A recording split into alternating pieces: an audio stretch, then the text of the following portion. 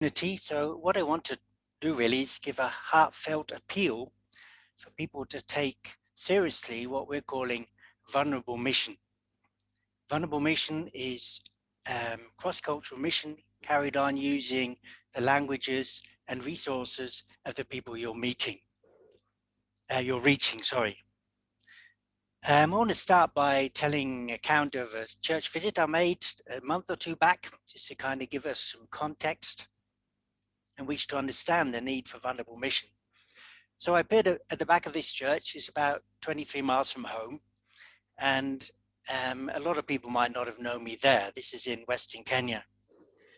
A discourse started with the preacher telling us, presumably for my benefit, they used to be known as a church of Brufane because they used to have American supporters. But nowadays, he said, he intimated the situation was much better because they no longer have that reputation and they're better off without outside donors.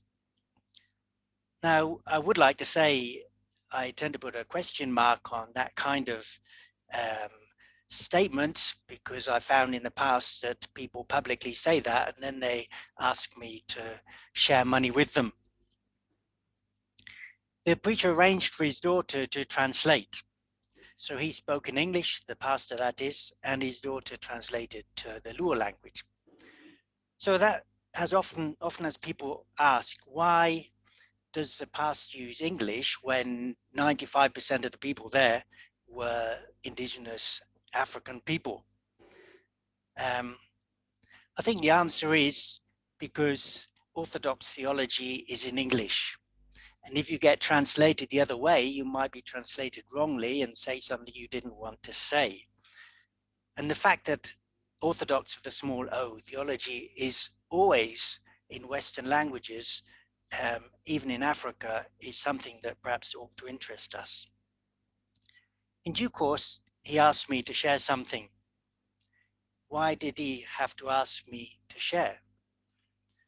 Because the people were anticipating I might have come into the church and was going to make some kind of donation. And if I wasn't given an opportunity to share, then the people might tell the pastor, look, you've stared a gift horse in the mouth. He also asked me, I think in a way that he was wary.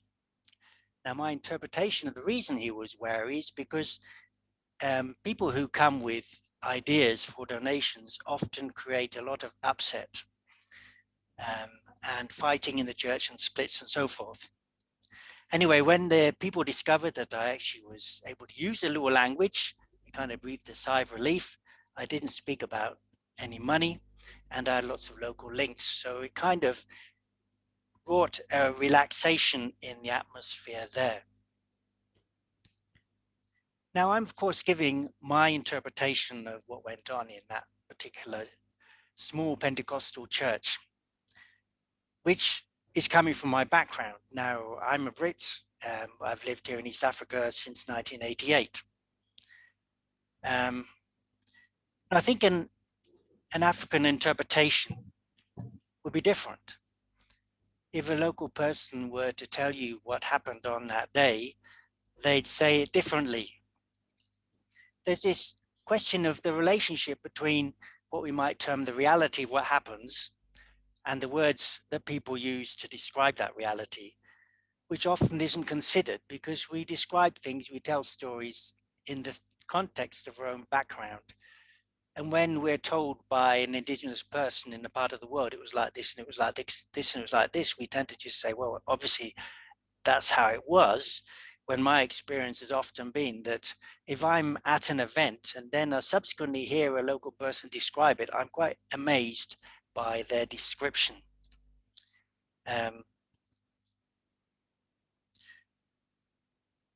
So the question of prayer is also different. For us here in East Africa, prayer works. Prayer makes a difference. Prayer heals. Whereas I'm aware in the native English speaking world, prayer often doesn't do those things. And of course, if you speak English, then from a dualistic point of view, as native English speakers do, you kind of shelve the spiritual because you need to be seen to be credible in a positivistic sense, if I use that term. You need to show that you're credible in the real world, because if you talk about spiritual causation, then you're suspect. Now, just briefly to mention training in this respect, the question of how to best train people to work in, let's say, African contexts. I want to put a bit of a question mark on the training that's possible outside of context. I mean, we have courses and we have programs that are intended to help missionaries to know how to function when they're in different cultural contexts. But what they fail to do is to build what you learn on what you learn. If you're actually living in a context and absorbing that context, when you learn something new, you add it to what you've already learned, whereas many programs can't do that. You learn one thing one day and you relate it to your, say, American culture. You learn another thing the next day, you relate it to your American culture, and so it goes on. So more specifically, vulnerable mission, and how to go about practicing vulnerable mission, which, as I said, is relating to people you're ministering to, let's say, entirely using indigenous languages and building on their resources rather than bringing outside resources. Number one, I want to say it's your choice. Certainly in the African context I'm familiar with, don't expect local people to tell you that they want you to use their language and they don't want you to use or to bring in outside resources. To be vulnerable is a choice of a missionary. And once he's made that choice or she's made that choice, I suggest that they need to keep to the choice. If you're inconsistent, for example, if I go into one church context and I use English and then I go into another church context and I refuse to, then very soon people are asking, well, why does he agree to use English there but not here? And that will bring around about envy. And envy can be very destructive because English very much is a language of money. To add also that in cross-cultural mission contexts, such as that in Africa, if you practice vulnerable mission, if you use indigenous languages only and local resources only, you will not be perceived as very important. In fact, you may not be perceived as important at all. And then the final point before looking at more detail at language and resources, what about generosity? Because people believe, and I don't really argue with that the Bible encourages us to be generous. Then why are you advocating that you do ministry with the people without using outside resources and you have a link to a wealthy part of the world? Well, what I would respond to that briefly is to say, yes, be generous in a way that doesn't impact on your ministry. In other words, in a way that isn't buying people into compliance with what you're saying and isn't buying popularity. So find a means of being generous by making donations somewhere, if you like, which isn't those people who are your colleagues. So to talk in more detail about the two concerns, one, the use of local language, and to re-emphasize perhaps what I've mentioned in passing, Westerners, of whom I count myself as one, innately talk by dividing the material from the spiritual. If you go and talk to people in the English you're used to, you're going to be presupposing the divide between the material and the spiritual world. Secondly, we talk from a position of guilt rather than fear or shame. Native English speakers expect blessing to come from reason, whereas my African colleagues expect blessing to come from prayer. Like, you're a wealthy person, well, I look at that as being capitalism, whereas many of my colleagues look at that as being prayer. We're pro-victim. Generations of our forefathers have been Christian and have realized that the Bible says we should care for the victim. Then we could take a concept like efficiency. the way to do something that maximizes output over input. We say, well, we innately say efficiency is good, whereas some of the people speaking to may not have a concept of efficiency. So on that basis, what I'm suggesting is really, if you use English, you're not going to connect because you're presupposing what the local people are not perceiving. And of course, you're missing what they are perceiving. So if I give an example, in this part of the world, people believe in something or have something in their life called chira. Chira is a wasting disease that gets people who fail to comply with the commands of the ancestors. And people spend a lot of their lives trying to avoid getting chira.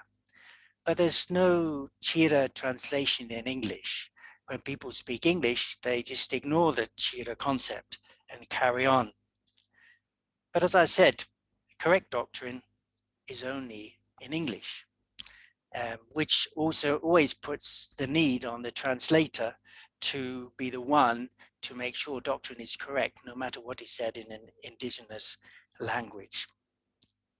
Secondly, briefly to talk about resources, because we're saying that some Western missionaries or some cross-cultural missionaries should confine themselves to local languages and local resources in ministry. I've already mentioned, people say to you, we don't want donors. In my experience, you haven't got to believe them, because that's told to me. And then from my way of understanding, they want your money. They're people very familiar with the fact that if you come from the Western part of the world, one, you have access to resources, and two, you have the kind of mindset that wants you to give to the poor. As I say, you're concerned for the victim. So you have to make a decision that you're not going to give, you're not going to be generous in that sense.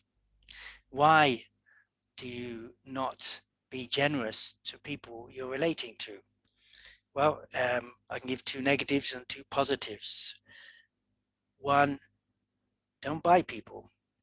It's amazing to me, in my knowledge of the UK, where I was born and raised, where people work, you might have a boss who pays everybody else, but colleagues work with colleagues and don't actually pay them, so that you're on a level with colleagues. Whereas Westerners coming to Africa, no time at all, they're buying all their colleagues. And then the colleagues, of course, say yes. And that makes them blind to the ramifications of what they're doing. Not causing fights. You can't be equally generous to everybody. I mean, if you counted there's 50 million people in Kenya and you had $50 million, you gave each one $1. Yeah, but I mean, how are you going to do that? So being generous, particularly if you're not familiar with the cultural expectations of how to be generous, will cause fights. Positive reasons to use local resources helps to learn to listen. People with outside resources are told what they want to hear. If you don't have those resources, someone will be honest to you because they know they're not putting your money at risk by saying the wrong thing. And then the second point is to become relevant. Now, to become relevant without foreign money and foreign languages in African context for a Westerner, I think is an extremely difficult thing in many respects. We think it's easy when we come here. And in some ways, of course, you can be relevant. Someone says, where's the shop? You say it's over there. But the differences in the way people approach language is so deep and profound that much listening is required, other than from a position of power, in order to learn to be relevant. So that's what I wanted to say. I thought the discussion time would be particularly valuable, so I didn't want to take too much time there. Thank you, Dean. Ready to receive questions.